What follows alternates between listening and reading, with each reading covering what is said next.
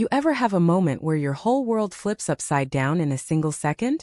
Like everything you thought you knew just cracks, and you're left staring at the pieces, wondering how you didn't see it coming?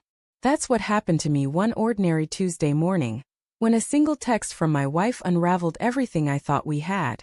I'm Ethan, just a regular guy, 34 years old, married to Lily for 7 years. We met at a coffee shop in college. She spilled her latte on my sneakers, laughed, and offered to buy me a new pair. That was Lily.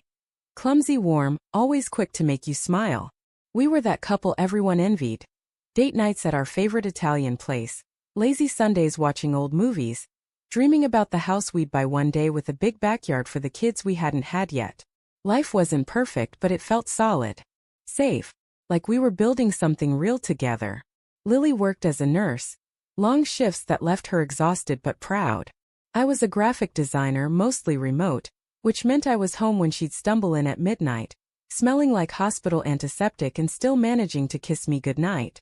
We had this rhythm, you know? Comfortable. I trusted her with every piece of me. Never thought I'd have a reason not to. Started small, the kind of thing you brush off at first. She'd come home later than usual, saying the hospital was slammed. Her phone was always face down on the counter, which wasn't like her. She used to leave it anywhere, screen up, notifications buzzing. Then there were the texts she'd answer quickly, tilting the phone away from me, her fingers moving fast before she'd smile and change the subject. I'd ask, "Everything okay?" And she'd nod, her hazel eyes soft, saying, "Just work stuff, babe." I believed her. Why wouldn't I? But doubt's a funny thing. It creeps in like a slow leak, pooling in the back of your mind. One night, I noticed she wasn't wearing the silver bracelet I got her for our 5th anniversary.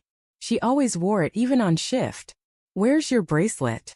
I asked, casual, stirring my coffee. She froze for a split second, then laughed. "Oh, must have left it at work. Don't want it getting ruined." It sounded reasonable, but something in her voice, too quick, too light, stuck with me. I didn't push it. Didn't want to be that guy, the paranoid husband. Then came that Tuesday. I was up early working on a logo for a client when my phone buzzed. A text from Lily. "Phone died last night. Slept at the hospital. Be home soon." I stared at it, my thumb hovering over the screen. It didn't make sense. I'd seen her plug her phone in the night before, right on her brother Jake's nightstand. We were staying at his place for a few days while our apartment was being fumigated. I remembered it clearly, her phone charging cable neatly looped, glowing with that little green light. I texted back, trying to keep it light. Weird, it was plugged in on Jake's nightstand. No response. For hours. My stomach started to twist. I told myself I was overthinking it. Maybe she unplugged it, took it with her. Maybe the charger was faulty. But the longer I sat there, the louder my thoughts got. Why would she lie about something so small? I couldn't focus on work.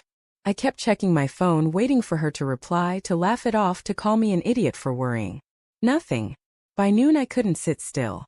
I grabbed my keys and drove to the hospital. The whole way my mind was racing. Picturing her in scrubs, rushing through there, too busy to text back. That's what I wanted to believe. When I got there, I parked and walked to the nurse's station, my heart pounding like I was about to step off a cliff. "Hey," I said to the receptionist, forcing a smile. "Is Lily around?" Just wanted to surprise her.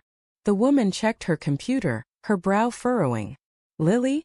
She wasn't scheduled last night. Haven't seen her today either." My mouth went dry. I mumbled something about a mix-up and walked back to my car, my legs heavy like they weren't mine. I sat in the driver's seat, staring at my phone. Still no reply. That's when I called Jake. "Hey man," I said, my voice shakier than I wanted. "Lily say anything to you about last night?" She said her phone died, but... I trailed off. Jake was quiet for a second too long. No, she just said she was working late. Crashed here after, right?" His voice was off, like he was choosing his words too carefully. I hung up, my hands trembling. Something was wrong. Really wrong. I drove back to Jake's place, my mind a mess. When I got there, Lily's car was in the driveway. My heart sank into my stomach. I walked inside, and there she was, sitting on the couch, her face pale, eyes red like she'd been crying. Jake was in the kitchen, avoiding my gaze. "Ethan," she started, her voice barely above a whisper. "We need to talk." It hit me like a punch. The air felt too thick, like I couldn't breathe it in. Where were you last night? I asked, my voice low, barely holding together. She looked down at her hands, twisting her wedding ring. I wasn't at the hospital, she said finally, her words slicing through me. I was with someone else. The room went silent, except for the faint hum of the fridge. I wanted to yell, to demand who, why, how long. But all I could manage was, who? Her lips trembled. Jake. My eyes flicked to the kitchen where her brother stood, staring at the floor. Not her brother. Not family. Someone else. Someone she'd been meeting, lying about for months. I don't remember much after that. My chest felt like it was caving in. I walked out, got in my car, and drove until the city lights blurred into streaks. I kept seeing her face, those hazel eyes I loved, now tied to a betrayal I couldn't unsee. I thought about every moment, the late nights, the bracelet, the face-down phone, and realized I'd been blind. Not because I didn't see the signs, but because I didn't want to. Days later I moved out, packed a bag, and stayed with a friend.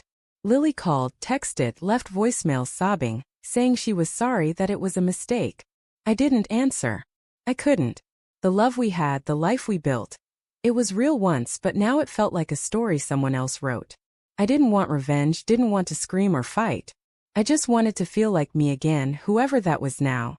It's been 3 months. I'm renting a small place, starting over. Some nights I still reach for my phone to text her, then stop myself. The pain's still there, sharp and quiet, but it's fading like a bruise you forget about until you press it. I'm learning to live with the pieces, to trust myself again. And maybe that's enough for now. If you've listened all the way till now, thank you. It means a lot that you'd sit with me through this. Your support makes it a little easier to keep going, to keep telling these stories that hurt but need to be told.